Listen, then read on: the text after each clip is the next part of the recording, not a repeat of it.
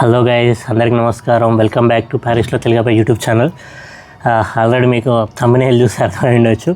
So నాకు రీసెంట్గా ఒక స్టూడెంట్ అయితే కాల్ చేసి మా కాలేజ్లో ఇండియన్ స్టూడెంట్స్ అందరినీ ఒక 15 మెంబర్స్ని ఫెయిల్ చేశారు, అసలు ఏం చేయాలో ఏంటో అర్థం కావట్లేదు, వాళ్ళు వాంటెడ్గా అందరినీ చేశారు అది అన్నాడు. సో నేను సర్లే ఒకసారి చూద్దాము, నేను ఫస్ట్ టైం వింటున్నా ఆ ప్రాసెస్ ఏదైతే ఉందో వాళ్ళు చెప్పింది. సో ఇండియన్ స్టూడెంట్స్ అదేంది అంత టార్గెట్ ఎందుకు చేస్తారు, అదేది ఏం లేదా అని నేను సరే ఒకసారి నేను కనుక్కొని చెప్తాను ఏం చేయాలి సార్, ఒకవేళ మీరు ఫెయిల్ అయ్యారా అంటున్నారు కదా, ఒకసారి మనం ఏం చేయాలి ఏంటి అనేది కనుక్కుందాం అది చెప్పాను. దానికన్నా ముందు నేను ఆయనకి చెప్పా, నువ్వు ఫస్ట్ ఒకసారి ఏం చేయండి అంటే మీరు అడ్మినిస్ట్రేషన్కి వెళ్ళండి, మీ ఎవరైతే ఉన్నారో ఇంటర్నేషనల్ అడ్మినిస్ట్రేషను అక్కడికి వెళ్ళి ఎందుకు ఫెయిల్ చేశారు, దేనికి ఫెయిల్ చేశారో ఒక మార్క్ షీటు అలాగే ప్రూఫ్ అడగండి. సో వాళ్ళు చెప్తారు అది అని. అండ్ తను ఆల్రెడీ దానికన్నా ముందే మెయిల్ చేశా అని చెప్పాడు. సరే వెయిట్ చేయి, మెయిల్ రిప్లై వచ్చేదాకా వెయిట్ చేయి అది అని చెప్పాడు. అండ్ సరే చూద్దాం అది అని నేను కనుక్కుంటా వేరే దగ్గర వేరే వాళ్ళని ఇక్కడ ఉన్న వాళ్ళని అంటే.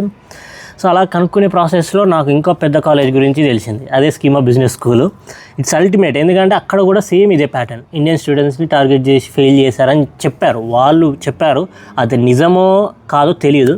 ఇక్కడ ఈ అబ్బాయి ఫోన్ చేసిన అబ్బాయి ఐఎస్సి ప్యారిస్ అన్నట్టు. సో ఈ రెండు కాలేజ్లో నాకు ఇప్పుడు ప్రజెంట్ అయితే జరుగుతున్న ఇష్యూ అన్నట్టు. నేను అడిగా, సో ఎలా చేస్తారు ఎందుకు చేస్తారు అంటే తెలియదు బ్రో, అసలు వాళ్ళని అడిగితే అసలు ఏం రెస్పాన్స్ ఇస్తలేరు అది అని స్కీమా బిజినెస్ స్కూల్ వాళ్ళు మెన్షన్ చేస్తారు. మరి నాకు అర్థం కాలేదు ఎట్లా చేస్తారు, అట్లా ఫెయిల్ చేయడం అంత ఈజీ కాదు ఇక్కడ. ఎందుకంటే నీకు ఫెయిల్ చేస్తే నీ మార్క్స్ తక్కువ వస్తేనే చేస్తారు తప్ప వాంటెడ్గా చేయరు. ఓకే, ఇక్కడ ఎగ్జామ్ ప్యాటర్న్ ఎలా ఉంటుంది అంటే నువ్వు పేపర్ మీద నువ్వు పెన్ను పెట్టాల్సి ఉంటుంది, నువ్వు సేమ్ రాయాలి, వాళ్ళకి చూపించాలి, వాళ్ళు సబ్మిషన్ వాళ్ళు చేసుకుంటారు. అండ్ బిజినెస్ స్కూల్స్లో అయితే వాళ్ళు ల్యాప్టాప్లో ఏదో ఎగ్జామ్ పెడతారంట. సో ప్రాక్సీ అవ్వకుండా ఏది అవ్వకుండా సో డైరెక్ట్ వాళ్ళు ఒక వెబ్సైట్ ఇచ్చి అందులో కనెక్ట్ అవ్వడం, ఎగ్జామ్ రాయడం అలా జరుగుతాయి కొన్ని. అండ్ మా ఇంజనీరింగ్ కాలేజ్లో అయితే మేము రాయాల్సి ఉంటుంది. అండ్ దాంతోపాటు ల్యాబ్స్ ఉంటాయి, అటెండెన్స్ ఉంటుంది, అండ్ పర్ఫార్మెన్స్కి మార్క్స్ ఉంటాయి. Based on it's completely subject వాళ్ళ ఎలా ఇస్తారు, ప్రొఫెసర్స్ మార్క్స్ ఎలా వేస్తారు అనేది ఉంటుంది అనమాట. సో అది ముందే మన కాలేజ్కి వెళ్ళినప్పుడే ఉంటుంది. దాన్ని యాజ్ ఇట్ ఈజ్ మనం ఫాలో అయితే మనం ఫెయిల్ అయ్యడానికి ఛాన్స్ ఉంటుంది. మ్యాక్సిమం ఫెయిల్ అనేది మన ఎవరైనా సరే స్టూడెంట్ ఫెయిల్ అయ్యిందంటే ఇక్కడ మాస్టర్ స్టూడెంట్ నేను చూసినంత వరకు అయితే అది వాళ్ళ తప్పే ఉంటుంది తప్ప వేరే వాళ్ళని అయితే తప్పు ఉండదు. ఎందుకంటే ఇక్కడ నువ్వు ఎగ్జామ్ మంచిగా రాలేదనుకో, ల్యాబ్స్ నువ్వు ఎలాగో మంచి పర్ఫార్మెన్స్ చేసావు అనుకో, టైం టు టైం సబ్మిషన్ చేసినావు అనుకో, పాస్ అవుతావు. అలా ఈజీగా ఉంటుంది. నీకు అలా నువ్వు ల్యాబ్స్ చేయలేదు, ఇటు ఎగ్జామ్ మంచిగా రాయలేదనుకో, నువ్వు ప్రొఫెసర్కి చెప్పు, సార్ నేను ఇలా రాయలేదు ఏం చేయాలి, నేను ఏం చేయమంటారు అంటే అతను మీకు కాంటెక్స్ట్ ఇచ్చి దీని గురించి నువ్వు ఒక డాక్యుమెంట్ ప్రిపేర్ చేయాలి, లేదంటే రీసెర్చ్ పేపర్ తయారు చేయాలంటే అది చేసినా కూడా నీకు మార్క్స్ ఇస్తారు. ఇక్కడ మల్టిపుల్ ఆప్షన్స్ అయితే ఉన్నాయి. ఫస్ట్ మనం ఏం చేయాలి అంటే ఇప్పుడు స్టూడెంట్స్ ఎవరైతే ఇట్లా చెప్తున్నారో ఇండియన్ స్టూడెంట్స్ ఫెయిల్ చేశారు అది అనేది, ఒకవేళ మీరు ఎగ్జామ్కి ఇట్లా మీరు కరెక్ట్ టైం టు టైం కాలేజ్కి వెళ్ళి అటెండెన్స్ ఇవ్వడము, లేకపోతే మీరు సబ్జెక్ట్స్ పాస్ అయ్యాడని మీకు నమ్మకం ఉంటే మాత్రం ఫస్ట్ మీరు ఏం చేయండి అంటే కాలేజ్ అడ్మినిస్ట్రేషన్కి వెళ్ళండి. అడ్మినిస్ట్రేషన్స్కి వెళ్ళి నేను ఎందుకు ఫెయిల్ అయ్యా ఏంటి అని నాకు కొంచెం ప్రూఫ్ చూపించారు, మార్క్ షీట్స్ అవ్వచ్చు, ఆ ఎగ్జామ్ పేపర్ అవ్వచ్చు, ఎందుకు ఫెయిల్ అయ్యా, ఎందులో ఫెయిల్ అయ్యా, నాకు కొంచెం జస్టిఫికేషన్ ఇవ్వండి అది అంటే సో వాళ్ళు ప్రొవైడ్ చేసే అవకాశం ఉంటుంది. ఒకవేళ వాళ్ళు ప్రొవైడ్ చేయలేని అవకాశం లేదు, మేము చెప్పము ఏది అంటే మాత్రం మీరు ఈ క్యాంపస్ ఫ్రాన్స్ అనేది ఉంటుంది, DGCCRF అనేది ఒకటి ఆర్గనైజేషన్ ఉంటుంది, అక్కడ కూడా మీరు కంప్లైంట్ అనేది రేజ్ చేయొచ్చు. సో కాకపోతే దానికంటే ముందు ఏంటి అంటే మీరు కాలేజ్ వాళ్ళని అడిగినట్టు ఒక ప్రూఫ్ పెట్టుకోవాలి. అండ్ మీరు కాలేజ్కి ఎలా వెళ్ళారు, అటెండెన్స్ ఎంత ఉంది ఏంటి అనేది అది మీకు మొత్తం మన వెబ్సైట్లో కాలేజ్ వెబ్సైట్లో చూపిస్తుంది కదా, ఆ స్టూడెంట్ పోర్టల్లో అదంతా ఇన్ఫర్మేషన్ అంతా మీరు దగ్గర పెట్టుకోవాలి. ఆ ప్రూఫ్తో నువ్వు ఈ క్యాంపస్ ఫ్రెండ్స్ అండ్ DGCCRF అనే దానికి వెళ్ళిపోతే వాళ్ళు ఒక సొల్యూషన్ ఎలా ఉంటుంది ఏంటి అనేది చెప్తారు. బట్ మ్యాక్సిమం నేను చెప్పొచ్చేది ఏంటి అంటే మొత్తం కంప్లీట్గా కాలేజ్లోనే మీరు చేయండి, వేరే ఇంకెక్కడ మీరు వెళ్ళకండి. ఓకేనా. సో ఎందుకంటే రేపటి నాడు కాలేజ్ అనేది RNCP కొంచెం డిగ్రీ మంచిగా ఉండే కాలేజ్. సో అలా ప్రైవేట్ కాలేజెస్లో అలా RNCP సర్టిఫైడ్ ఉన్నాయంటే కొంచెం మీకు ఒక అర్హత వస్తుంది, రికగ్నైజేషన్ వస్తుంది. సో అలాంటప్పుడు మీరు ఏం చేయండి అంటే కొంచెం కాలేజ్తోనే మంచిగా డీల్ చేసేలాగా ఉండండి, అంతేగాని అటు ఇటు వెళ్ళకండి, సో ఇబ్బంది పడకండి. సో ఇది నేను చెప్పొచ్చేది, ఇది మాత్రం 100% షూర్ అండి. ఫస్ట్ అయితే మీరు ఆ అపోహ నుంచి బయటికి రండి, ఈ వాంటెడ్గా చేస్తున్నారు, అది చేస్తున్నారు, ఇది చేస్తున్నారు అని. ఇప్పుడు నేను ఇలా మాట్లాడితే నువ్వేం ఫెయిల్ కాలేగా, ఫెయిల్ అయింది మేమే కదా, నీకెందుకు అట్లా అవుతుంది అది అని అంటారు. ఫెయిల్ అయినోనికి తెలుస్తుంది ఆ బాధ అది అని మాట్లాడతారు. కానీ బట్ నేనేమంటున్నా అంటే ఇక్కడ రూల్స్ అండ్ రెగ్యులేషన్స్ ఎక్కడ ఉన్నా ఒక స్టూడెంట్ ఫెయిల్ చేయడం కానీ వాంటెడ్గా చేయడం కానీ అలాంటివి జరగవు.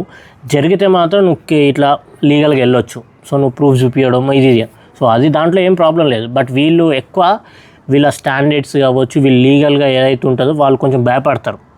ఓకేనా. నువ్వు కంప్లైంట్స్ అయితే రేజ్ చేయొచ్చు. సో అది కొంచెం టైం పట్టవచ్చు, బట్ లీగల్గా వెళ్తే ముందుగా అయితే ఈ క్యాంపస్ ఫైనాన్స్ ఇలాంటివి ఉన్నాయి చూస్తారా, ఇక్కడికి వెళ్తే బెటర్ అన్నట్టు. సో అదొక్కటి మీరు గుర్తుపెట్టుకోండి.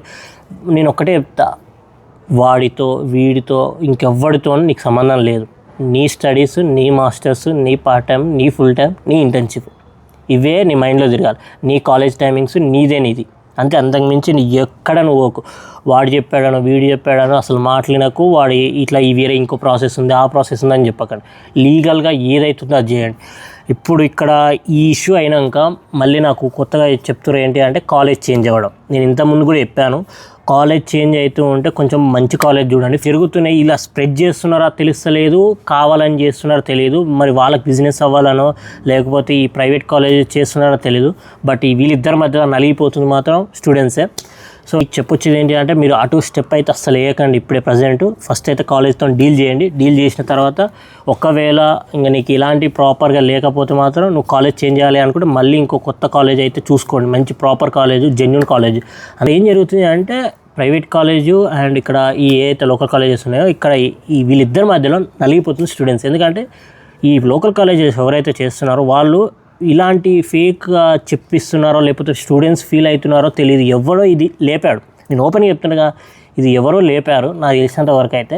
ఎందుకంటే ఇంతవరకు నేను 1 year నుంచి వినలేదు. బట్ కొత్తగా ఇలాంటివి ఎందుకు సర్క్యులేట్ అవుతున్నాయి, ఎందుకు? బికాస్ ఆఫ్ ఒకవేళ ఈ ఏదైతే ఈ ప్రైవేట్ కాలేజెస్ ఫెయిల్ అవుతామో ఆటోమేటిక్గా చాలామంది ఏం చేస్తారంటే లోకల్ కాలేజీలకు జాయిన్ అయిపోతారు.